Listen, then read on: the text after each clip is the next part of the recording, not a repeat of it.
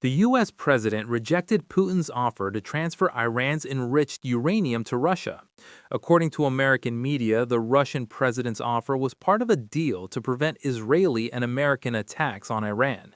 Russian President Putin made the offer during a phone call with Trump last week.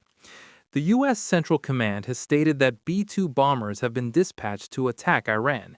The aim is to eliminate the Iranian threat and prevent Iran from regaining its footing. According to British media, approximately 5,000 additional U.S. troops are being deployed in the Eastern Bloc. Iran claims to have targeted a U.S. base in Bahrain. According to a U.S. newspaper, missiles entered the U.S. Sakta launcher from Bahrain towards Iran. New attacks on the U.S. and Israeli government of Tehran. Iran missile attacks on the Israeli government of Tel Aviv.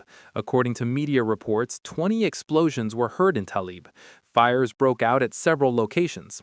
U.S. President Trump had stated that the U.S. Navy will soon provide security to foreign ships in Abnei Hormuz.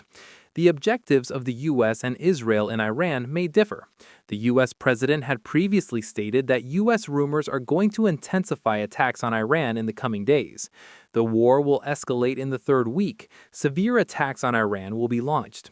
Iran's Secretary of the National Security Council, Ali Ladiani, has stated that the U.S. has offered a $10 million reward for information regarding Mustafa Hamen. U.S. Deputy President Jerry Vance has claimed that the new Iranian Supreme Leader was injured in the U.S. operation. U.S. Secretary of State Pierre Hex had earlier stated that Mustafa Hamdanai's face was affected and he did not appear in public. Meanwhile, an Iranian official stated that Mustafa Hamdanai was slightly injured but is performing his duties. Final Hawaj's terrorist attempt in Pakistan foiled. Pakistani security forces successfully shot down 2 drones belonging to the terrorist organization. According to the Ministry of Information, the drones did not target any military or other infrastructure. The downed drones caused minor damage due to debris. According to the Ministry of Information, the terrorist organization that sent the drones was under the patronage of the Afghan Taliban regime. As always, there is no verifiable evidence to support the Taliban regime's claims. The Ministry of Information exposes the false propaganda of the Afghan Taliban regime and Indian social media. Fatnal Khawaj said that reports of losses in drone strikes on Pakistan are baseless. Afghan and Indian propaganda cells are exaggerating the falling debris of drones after the destruction. The Afghan Taliban regime is providing shelter and support to numerous terrorist organizations.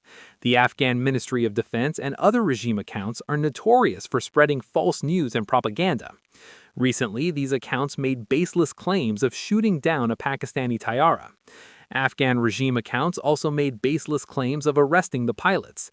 These Afghan Taliban regime accounts later shamefully retracted these claims.